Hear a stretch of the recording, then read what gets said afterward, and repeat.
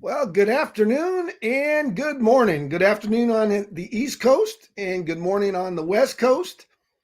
And I was going to ask Amazon to play some Wolfgang Amadeus Mozart because it's Wolfgang Amadeus's Mozart's birthday today.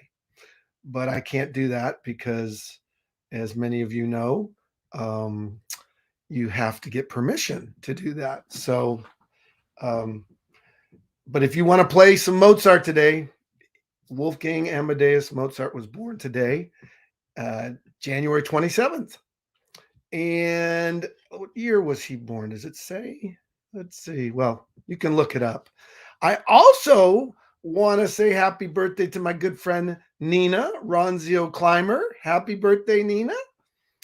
And she's out in California and she loves sports. And I know hopefully you'll listen to this show because we got a great show for you. We've got uh, Coach O on live from Cleveland, Ohio, and he knows football. So we're going to talk American football today.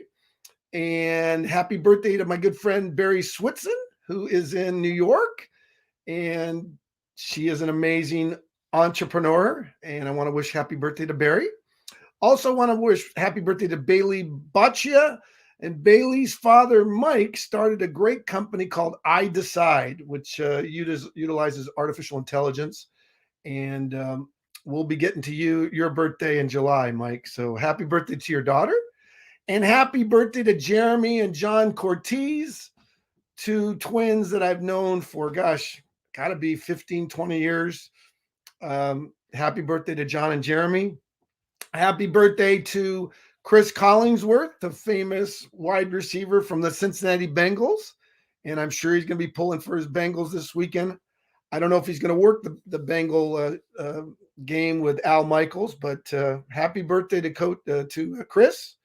Happy birthday to Keith Olbermann, who we all got to know on ESPN, and then he moved around to all the different networks. A Cornell grad from New York. And happy birthday to Lewis Carroll, who I don't know because he was born back in 1832, but he wrote a famous book called Alice in Wonderland. And also, today, on this day in 1888, the National Geographic Society was founded in Washington, D.C., and their mission was to increase in the diffusion of geographic knowledge. So the National Geographic Society began in 1888. And then in 1894, little trivia for all those basketball fans out there, the first college basketball game was played in 1894. The University of Chicago beat the Chicago YMCA. So it was a local rivalry game. And I want to thank Ross Ricks, who is the founder of the Raider Nation Golf Club, for connecting me with Coach O. And he's going to be on in a few minutes to talk about the playoffs and the Raider Nation and all the good stuff about American football. And this portion of On the Dot is brought to you by Club Nirvana, which is, I want to thank Virginia and Tom Yerrick. And it's also sponsored by the Players NIL, which stands for Name, Image, and Likeness. And I want to thank Euphoria Science. And finally, brandmother.com. Brandmother is the genius behind Brandmother is Alex von Allman and his new team member, Laini Harris. Excited to be working with you. And I do want to thank my good friend, Liliana Berge Lopez, for this great company, Euphoria. So thank you, Liliana. Any event, we're going to be Coach O is going to join us hopefully in a few minutes. I'll just say what we want to talk about are two of the upcoming games on this weekend. And the first game that I have a particular interest in is the Rams versus the 49ers. And I want to congratulate my friend John Lynch, who's the general manager for the 49ers. On a great season, and they're one game away from the Super Bowl, and it's going to be a good game. the Rams are playing at home. So hopefully the fans in Los Angeles will come out, because I know yesterday we heard from Quentin Meeks, who's a current NFL player, and he informed me that uh, that the Rams have been playing actually the games that they've been playing have felt like away games because the other teams have brought more fans. So hopefully the Rams fans will show up this weekend. And then the other game, the Cincinnati Bengals take on the Chiefs, and the Chiefs have that spectacular player, Patrick Mahomes, quarterback, who's just amazing. He's like a ballerina out there. The only other person I could think of that had that fluidity was Marcus Allen, who was my teammate with the Raiders. Marcus could do the splits, and he had just great grace and agility. Marcus was much stronger than Patrick, but Patrick is able to throw the ball from different angles and do twists and turns, and John Elway could do that also, but John was much bigger than Patrick as far as size wise. And the Bengals, this would be interesting if the Bengals were to upset the Chiefs. The Bengals would perhaps play the 49ers. And if that were to happen, if the 49ers were to beat the Rams, the Bengals have been in 2 previous Super Bowls, in 1981 against the 49ers, and I think it was 1988 or 89 against the 49ers. And the Bengals lost. The only 2 Super Bowls they lost against the 49ers. So if the Bengals were to win and the 49ers were to win, that would be the 3 times that the Bengals ever went to the Super Bowl, they played the 49ers. I would love to hear what the odds of that would be, to have the Bengals and the 49ers match up. That would be amazing. So, any event, let me see where Coach O is. He's let me just give him a call and see if he's out there. Let's see. I'm going to call Coach Oyaski. There he is, Randy. And we'll see if we can get him on the line. It's too bad I can't pipe this call in, but if I can't, let's see if he answers.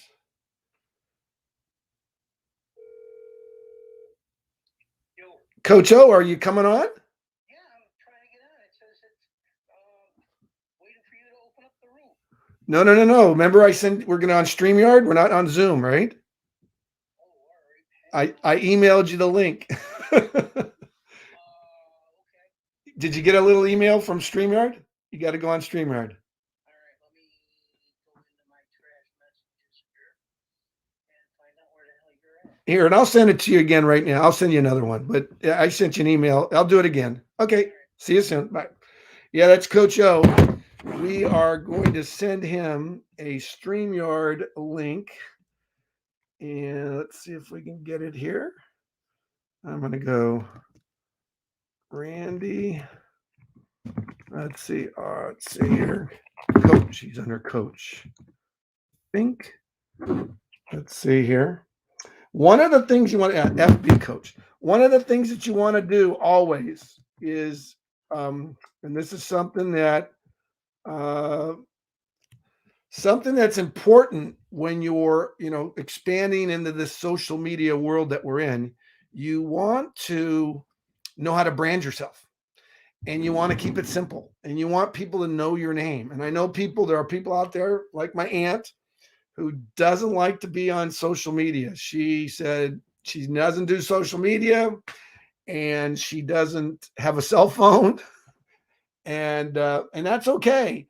But I will say, for all of you that are a little bit timid to get on social media and record anything, don't do it for yourself. Do it for future generations. Coach O, I see it, Coach O. He's coming on now. So do it for future generations. That's because there's going to be your great grandchildren are going to type in, gosh, what was Aunt Mary doing, or my great grandfather Tom, and this data will be, these recordings will be available for them. So I wish I could look back and watch my great grandfather who fled the Bolshevik Revolution. I wish he I wish he had access to YouTube or some network like StreamYard, because I would have loved to hear him talk about what was life like during Bloody Sunday in St. Petersburg, which he experienced. So with that, let's get Coach O on the dot. What's happening? Brother, Hey, how are you? I'm fantastic. You got your volume up? I got my volume up. Fantastic. Well, hey, go Raiders. Yeah, I know. I see that. I see that. So, Was Coach that enough O, for you? I prepped all the people out there around the world who are listening live. I've prepped them on what you're going to talk about, the playoffs, and then maybe give us a glimpse as to what you think the Raiders need to do to get back to the Super Bowl. So, Coach, the Okay. floor is yours, my friend. Thank you. Good afternoon, everybody watching us here on stream and other outlets. I'd like to thank again Michael for letting me come on. I have a blast always talking to you people and to Mike, and we'll talk a little bit about the NFL and how we see it going. Coming up in the playoffs, I have one question to ask Sean McDermott. What the hell were you thinking about? You had 13 seconds left to go in a game, which all you had to do was squib kick it, kill time, and you kick the ball out of the end zone. I don't understand it. You will go to the grave. You will go to the grave with that one. Coach, I'm going to just interject here. We had Kevin Moen on the dot yesterday. Yep. Famous person in football, American football history, because he ran over our trombone player. Right. And we kicked off we only had 4 seconds left, I believe. But the kicker, our kicker, wanted to kick the ball deep. And our special teams coach said, no, squib it. So there's a case in point. I think if he had kicked it deep, they might not have been able to do the lateral. So I'm just throwing that out there for discussion. Agreed. But whenever you kick the ball out of the end zone with 13 seconds left to go in the game, there's no time off the clock. You're giving the ball to Mahomes on the 25-yard line. So he only has to go 40 yards to be within field goal range for Butler. You have weapons as Kelsey, Tyreek Hill, Edwards-Helaire, Pringle that were having a field day against allegedly the number one defense in the NFL. You got to squib it. You know me. I'm a special teams coordinator. I'm squibbing it. You know what? Let somebody field it. Time's coming off the clock. I want those seconds coming down. You cut your own throat. Did Coach McDermott admit that he made a mistake? He says that it's going to haunt him. That's all he says. Okay. But and then a prevent defense only prevents you from winning. So you're giving everything up underneath. And like I said, you only needed 35 yards to be within field goal range. No, attack. There's only 13 seconds left to go in the game. Attack. But again, couch quarterback, used to be a defensive coordinator, special teams coordinator. You know what? My foot is on the gas, and I got a chance to make it to the championship game. That being said, you got Go Joe down in Cincinnati with his high-flying Bengals. They're doing well. They're finally getting into a cohesive mesh, but his offensive line is a sieve. And I believe Kansas City will have a field day against Joe and the Bengals. I look for Kansas City to win that one by minimum 10 points. Now going over to the NFC, hey, I liked the Rams knocking out Tommy Boy.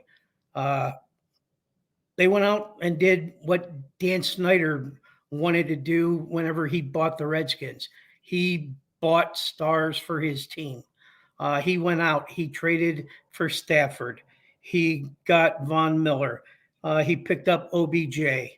Uh, all this stuff is just gelling right now for them. Yes, they lost Cam Akers in summer camp when he tore his Achilles, but guess what? He's back for the playoffs. Sony Michel has done a great job of holding up, even when they lost Henderson in the backfield. Uh, Now going to San Francisco, Jimmy G. He was on the hot seat in that, and him and Shanahan didn't really see eye to eye. They went out, they drafted Trey Lance last year. They brought him up, and Jimmy G got hurt last year, so Lance got his feet wet. Uh, they know that Lance is the future in San Francisco. So Jimmy G, he's playing for a new team right now. I don't see the 49ers retaining him. I see him trying to uh, trade him to get some draft picks to go with what they have in the backfield, and also Samuels, versatile running back, wide receiver, and he's saving them. But I like the Rams on this one, and I think the Rams will take that one also by 10 points or more. So that's where I'm at right now with the championships. Well, those are good picks. I think you're right. I think the Chiefs are going to be really tough to beat. I mean, this Patrick Mahomes, he is truly. I don't think we've ever seen anybody like Patrick.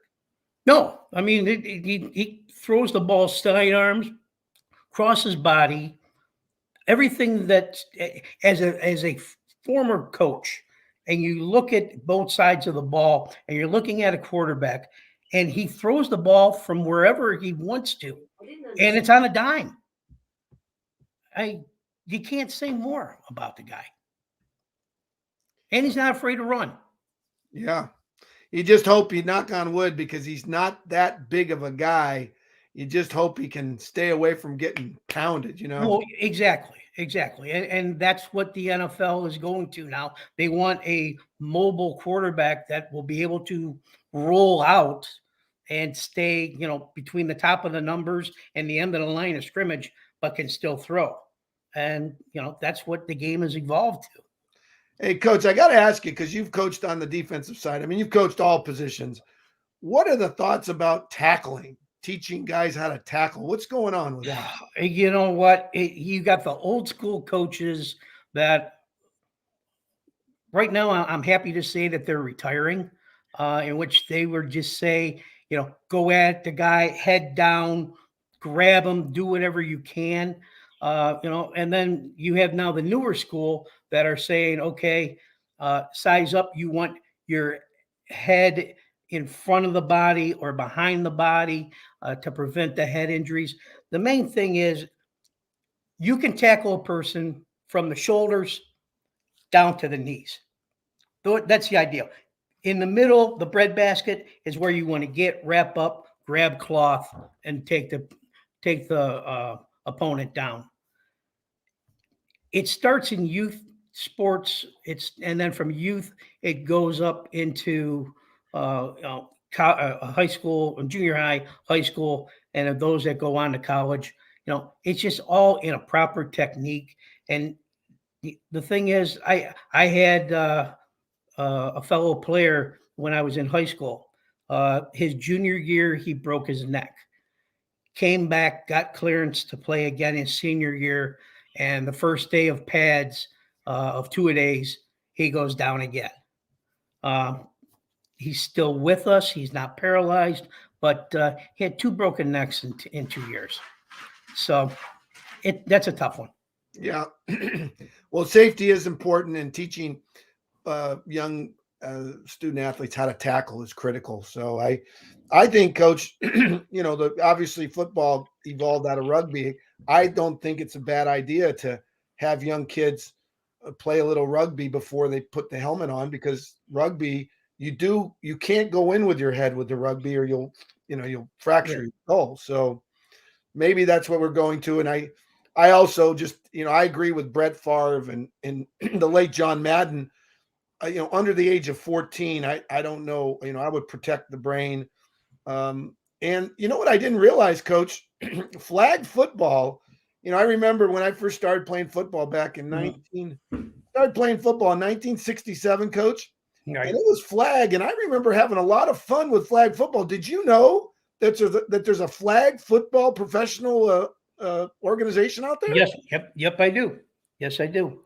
And then, there's a company, and because I do coaching clinics and that, there is a company out on the market that manufactures a device, and it actually helps and teaches kids how to tackle. And it is on the verge of flag football, in which it's a harness system that on the back, it kind of looks like this against the kid's back. And where my thumbs are, those are handles, and they run the complete outside of the harness. And what they're teaching the kids to do in flag football with this device is to actually learn how to grab around to pull off the flag. And that's the stepping stone of trying to teach a kid how to tackle. And I do have to give that company props for coming up with this device. And I know that my friend that lives up in Toledo, he bought a set of this device for his grandson and their Pee Wee team that was doing flag, and actually got the whole league to buy into this product. And that's how they play flag football. So they're Mhm. teaching them how to tackle. That's good. Yeah. Well, So, Coach, that's a good segue. We're going to move from the flag to the flying Raider flag. We've got yeah. our Raider logo, and there's a lot of people out there in the Raider Nation that would love to know what your thoughts are, as Mark Davis and his hopefully his circle of advisors are recommending. They're going to select the next general manager, and then obviously that general manager is going to select the next head or help select the next head coach, or who that is, or whether it's Coach Bisaccia, who's been there. He Right. did I think he did a great job of getting the team to the playoffs, because it was a traumatic year for the Raiders. Very obviously losing their coach, and then some of the other tragic things that happened. But what are your thoughts, Coach? And the final thing, I'll just throw it out. I remember Georgia Frontier, who really wanted to win a Super Bowl badly, probably as much as Mark Davis wants to win a Super Bowl. And she selected a guy named Dick Vermeil, who Mhm. came in, and he was the general manager and the head coach. So what are your thoughts, Coach? Well, I think those days are long gone, that you give somebody so much power like that. Uh, Under these new regimes, uh, the head coach has to be the head coach, the man in charge. He has to delegate the authority to the coordinators and the coaches underneath the coordinators.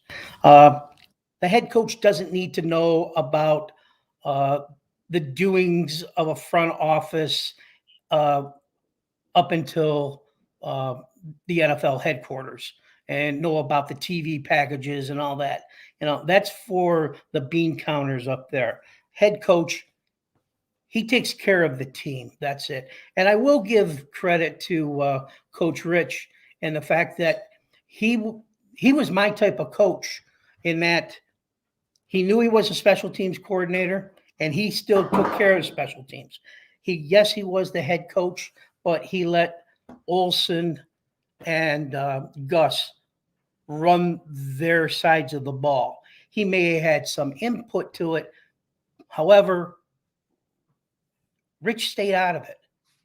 He let the coaches coach, and I applaud him for that.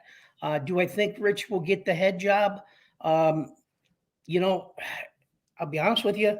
With now Sean Payton uh, taking a couple years off, he didn't resign. He didn't quit. He just pulled himself away. So technically, the Saints still own his rights. Uh, he says he doesn't want to coach next year, which is fine. So the year after that, he'll probably get the itch again. So I could see Mark keeping Rich around for this season, uh, and then possibly revisiting the Saints and saying, okay, you're happy with who you put in to replace Sean. What's it going to cost? And again, it's going to be first round picks and all that. Well, So, Coach, do you yeah. really think? I mean, come on, Coach. You got to. I have to interject here.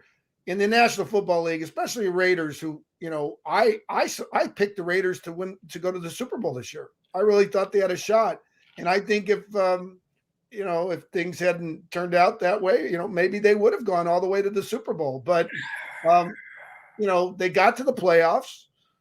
And coaching continuity plays a big role. If they could get someone like a John Lynch, who's done a great job with the 49ers, Right. and maybe that whoever that John Lynch is for the Raiders, I think that's Woodson. I think that's Woodson. right? I think Okay, it's Woodson because Woodson understands what today's player has to be.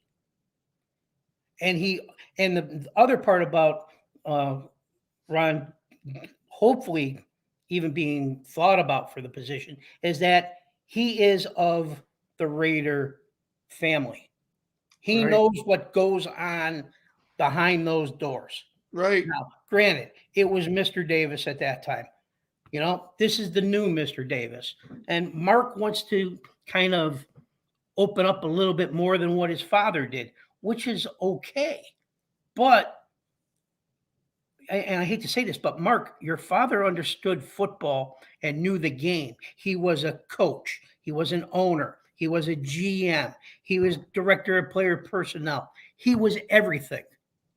Right now, Mark, you got a team because your dad owned the team. And I hate to say that, but Mark, you're in the mold of what was going on here in Cleveland with Art Modell. Art had his son in line to be the owner and that of the Browns. And the fact is, they weren't football guys. Now, granted, Modell wasn't a football guy either. He sold paint for Sherwin-Williams, but he understood how to run a business. And unfortunately, in today's society, I don't think the offsprings understand things aren't given to you, even though you think that you're entitled to it. You got to earn it. And to earn it, you have to know what is going on. And Mark, I'd sit there, if I'm sure somehow, some way this will get leaked to the Raiders front office, but listen to Woodson. Give him a shot just to sit there and say, here, even if you don't hire him, go to him to be a consultant and say, what do I need to get this team back to the glory days that we had before? For the last 20 years, we have sucked. I want to go back to those glory days. Yeah. Well, so you think Charles is up to the task, just like John Lynch has done a good. You think he could do the same thing? I think he can. I think he can, if given the opportunity and if he wants it.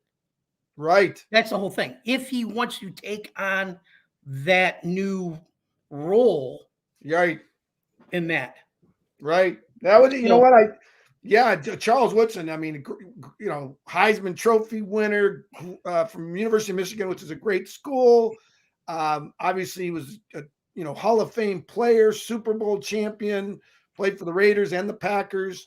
So and I do know, I had a conversation with Alonzo Highsmith, who's with Seattle, and I saw him post on one of your talks. Yeah, and there is a concern. I mean, the whole Rooney Rule. Really, if you're an African American coach or executive in the NFL, they just really they shake their head because it's really it's unfortunate. So I think it would be great to see Charles if he wanted it.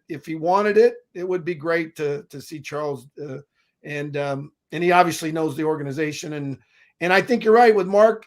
Mark is he wants to win, just like, as I said, just like Georgia Frontier. Yeah. Georgia Frontier, someone told her, "Hey, you got to bring in someone that knows football." And Dick Vermeil came in and he changed that organization. So hopefully Mark will, do the same thing with the Raiders. Any other last minute advice for our beloved Raiders? I just have a question.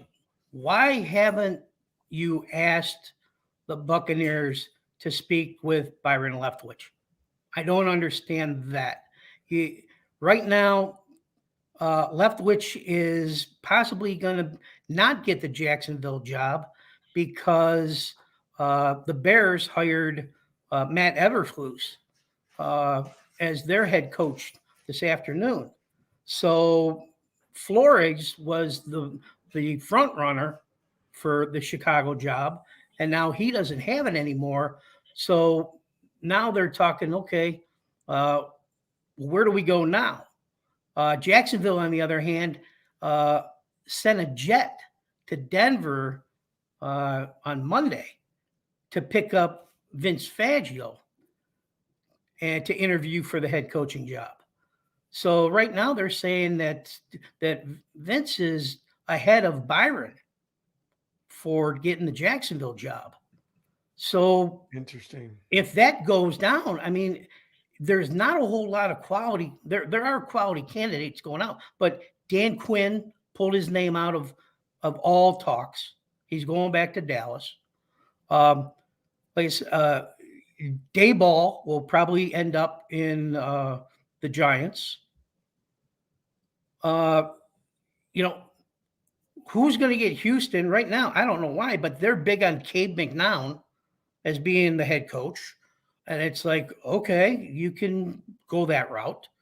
But now you're still looking. You still have Flores. You have Peterson. You have Rich. I don't know where you want to go to. You got Jared Mayo also in the mix, and the Raiders have talked to him. But we really don't need a defensive-minded coach. Yes, I'm not too crazy about Gus with how he schemed his defense this year. But then again, how we even spoke, you can have the great front four, but if you don't have the back seven, that limits your blitzing opportunities. And granted, yes, you got Mad Max on one side, you got Nagua on the other side, and that's great. But you have the over pursuing and how the quarterbacks right now are bigger, they're faster, they're rolling out. You got to bring some pressure from someplace else. And whenever you're putting that back seven on an island, and our back seven is mediocre at best, we have a problem. And again, we only blitzed 14% of all of our defensive plays for the whole season. So, I think Gus was strapped to call a defense with the players that he had and that. So I really don't see a defensive head coach as a positive move. And then of course there's the Harbaugh talk. It is what it is. If Harbaugh comes in, I would say Gus would probably get whacked, and he would probably go after Wink Martindale, who just got let go by his brother as a defensive coordinator. So, what do you think of Coach Harbaugh? I think if I were Coach Harbaugh, why would he want to leave his alma mater? I don't understand that. That's the whole thing. And he just got a pay raise. Yeah, and he finally beat Ohio State. Coach Harbaugh, Coach, you've got a nice situation there. I think of Tyrone Willingham when Coach Willingham left Stanford, when Mike Montgomery left Stanford, two great coaches at Stanford, and that was not a good move. Now, Coach Harbaugh, obviously, turned Stanford around. He turned the 49ers around, got them to the Super Bowl, and then he's done a good job, in my opinion, at Michigan, and I just think Coach Harbaugh, I would say, hey, build it. Be like your mentor, Bo Schembechler, Yeah. That's what I think. Well, All right, now here's another one. You and I, we've been talking about it. What about uh, Stanford's coach? Why didn't he get an interview? Well, Coach Shaw, Coach Shaw has done a great job. He's the winningest coach in Stanford history. Right. You know, they've had some challenges as of late. Um, you know, it, Coach Shaw could, help an NFL team because his dad was a great coach. I mean, his dad was an outstanding defensive coach in the NFL, and there's some teams. I mean, I think Coach Shaw would do a great job with the Raiders. I really do. Well, that's what I'm saying. But he's The not key, even mentioned to be on an interview. yeah, the You key know, to Coach it's Shaw, and I hope Coach Shaw is listening to this, or someone forwards this Zoom to Coach Shaw. Coach Shaw, the key for all the GOAT coaches, in my opinion, is you have to know how to delegate, because a lot of coaches, they want to stay on, they want to call the plays, whether it's defense or offense, and you have to know how to. You can't do everything, and I just love the Jimmy Johnson formula. I mean, Jimmy Johnson, holy mackerel! I mean, he knew how to delegate, didn't he, Coach? well, yeah. Wannstedt, here you got the defense. You know, that's it. And North Turner, you got Yeah, the offense. that's it. Again, but that's what Richie did whenever he became the head coach. Well, that's what I'm saying. Yeah, he Yeah, did it exactly. But I think that the general manager, the GM that they bring in, I hopefully if they can do it fairly soon. I mean, yeah, they're going to have to. they're going to fairly soon, and then that GM sits down with Coach Rich and says, "Hey, congratulations on getting to the playoffs. I'd like to have you here again, and let's just build on this success and keep the continuity." I think that would be but the GM's got to be really top of the line, and maybe Right. you bring in. Who are some of any younger guys out there that up and coming GMs that you see? Well, there's the guy at the Patriots that supposedly is supposed to be a good link to the Raiders. They were saying him. Uh, the Browns had two good front office people. They lost one to Minnesota, and that uh, the Chiefs, the Chiefs director of player personnel, he got the Denver job, in which then he got Hackett from Green Bay to come over. Mm-hmm. So, and then, there's already rumblings on the internet, well, we got the OC from the Packers going to Denver, brand new GM. Let's start the trade mill going, give us Rodgers and Devontae, and we'll give up the whole house. Yeah. So, uh, Well, I like what you said earlier. Gosh, if Charles Woodson, if he had the desire, to do kind of like what John Lynch, two Hall of Fame defensive players, to go, that would be exciting because again, and it would be good for the NFL because there aren't enough African American general right. managers or coaches. So if Charles wanted it, so have you heard through the rumor mill? Has it been people have No, thought? I mean, it's been thrown out there on a lot of pages, and that Woodson would be a good fit. It's like, okay, yeah, I understand that he's a former Raider, and again, like I said, he knows everything that goes on in the building. Back when they were in Oakland, it was like he knew every blade of grass at the Coliseum. Right.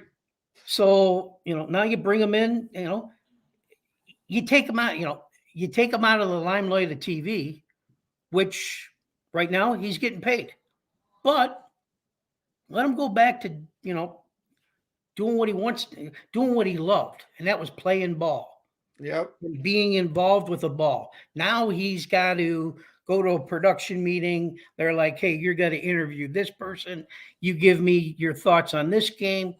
I only have, I'm being pulled all over the place, which a GM would be too.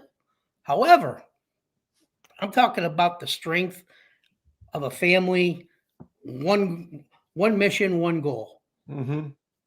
I'm not here to appease 1 million plus viewers. Mm-hmm. Well, I just got just a side note. I got a message here. I'll post it.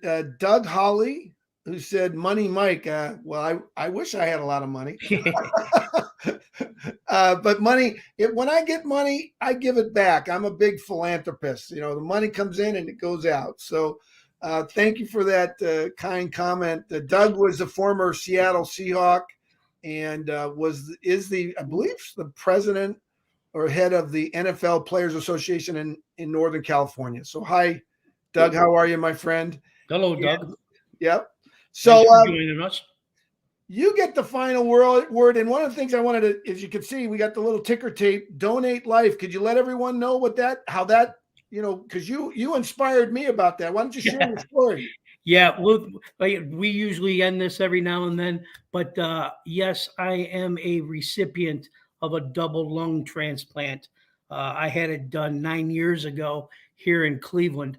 I thank my donor every day for me to be vertical.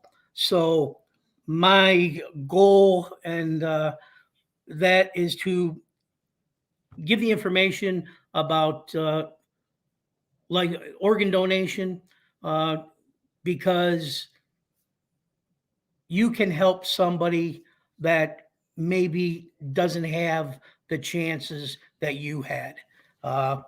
My donor was a mother of 3. She was a soccer mom. Unfortunately, she succumbed to a brain aneurysm. I was lucky enough that we were a match. So I prayed, to her family but the thing is, organ donation, it doesn't hurt. Okay. You're helping others whenever you are no longer here on this earth. Your body and soul still is roaming with a recipient. That little bit of you we carry till we pass. So please, if you can, when you go get your license renewed, you can check off the organ donation. You can select what organs you'd like to donate, your eyes, your skin, your solid organs. You have that right to do so. Help someone else maintain a quality of life after your passing. So I thank you, Michael, for letting me spiel on that. Also, I will be in San Diego for the Transplant Games of America, the end of July, the first couple days of August. So if anybody's out there, you can just come down to the convention center area, look for Team Ohio, and they'll point you where I'm at. Thank you so much, Coach. We love you and wishing everyone a wonderful weekend. And hopefully, it'll be all the players. There'll be great games with no serious injuries, and we'll know who's going to be going to the Super Bowl. Yep, and folks, we'll try and be back on Super Bowl week. We got to get you back on, Coach, because we got to find out who you like for the Super Bowl champion. No problem. We got you, Michael. Okay, we love you, Coach. I love you too. Thank you. Bye. Don't hang up yet. I won't. Okay. Thank you, everyone. God bless.